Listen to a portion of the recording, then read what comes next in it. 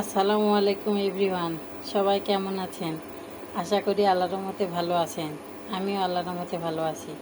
আজকে আমি রান্না করব মিষ্টি কুমড়া ভাজি করব আজকে। ভাজিটা এখন আমি রান্নার জন্য চুলার কাছে চলে এসেছি। চুলায় আমি আগে থেকে একটা প্যান বসিয়ে দিয়েছি। এখানে এখন সামান্য পরিমাণে একটু তেল দিয়ে নিচ্ছি। তেলটা একটু গরম হয়ে আসলে এখানে যেটা পেঁয়াজ কেটে রেখেছি সেটা দিয়ে দিচ্ছি।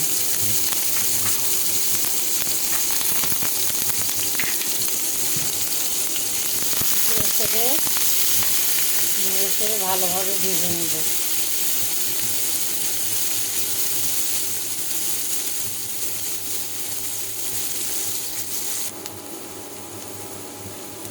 আমার পেঁয়াজটা নরম হয়ে আসছে, আর একটু ভেজে নিতে হবে। আমার পেঁয়াজটা প্রায় ব্রাউন কালারের মতো হয়ে আসছে, আর সামান্য পরিমাণে ভেজে নেব, আর ব্রাউন কালার করে নেব।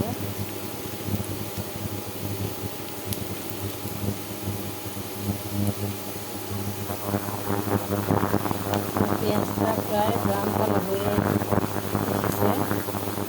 এখন এখানে আমি মিষ্টি কুমড়াটা কেটে ধুয়ে রেখেছিলাম, সেটাকে দিয়ে দিলাম।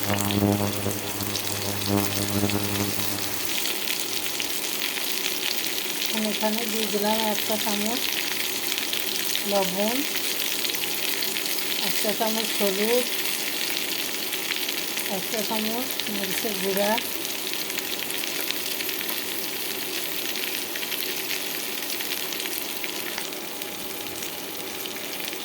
1/2 চা চামচ আদা রসুন বাটা, 1/2 চা চামচ জিরা বাটা। এবারে এটাকে ভালোভাবে নেড়ে চেড়ে মিশিয়ে নেব মিষ্টি কুমড়োর সাথে।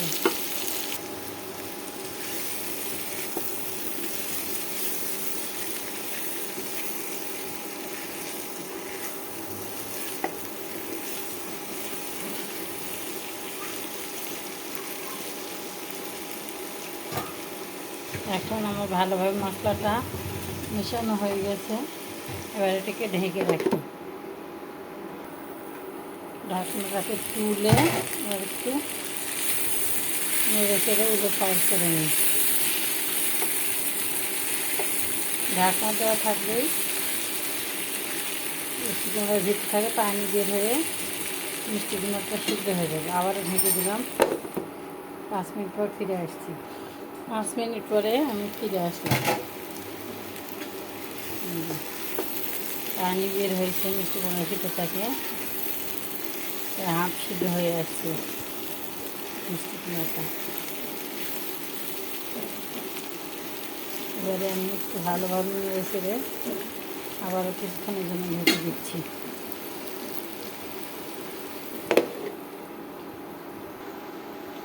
আবারও কিছুক্ষণ পর ফিরে আসলাম। আমার মিষ্টি কুমড়াটা প্রায় শেষের দিকে রান্না, সিদ্ধ হয়ে এসছে আমার মিষ্টি কুমড়াটা। আর একটু হালকা একটু সিদ্ধ হবে।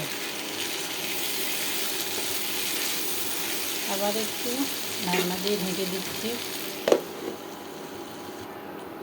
ফিরে আসলাম কিছুক্ষণ পরে।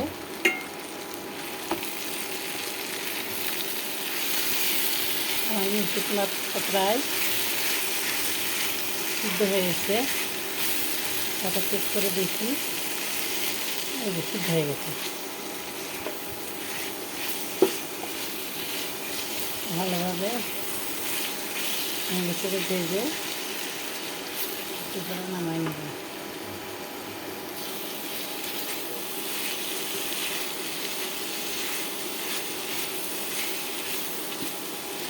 মিষ্টি কুমড়াটা ভালো হয়ে গেছে। এটাকে এখন আমি নামিয়ে নিব।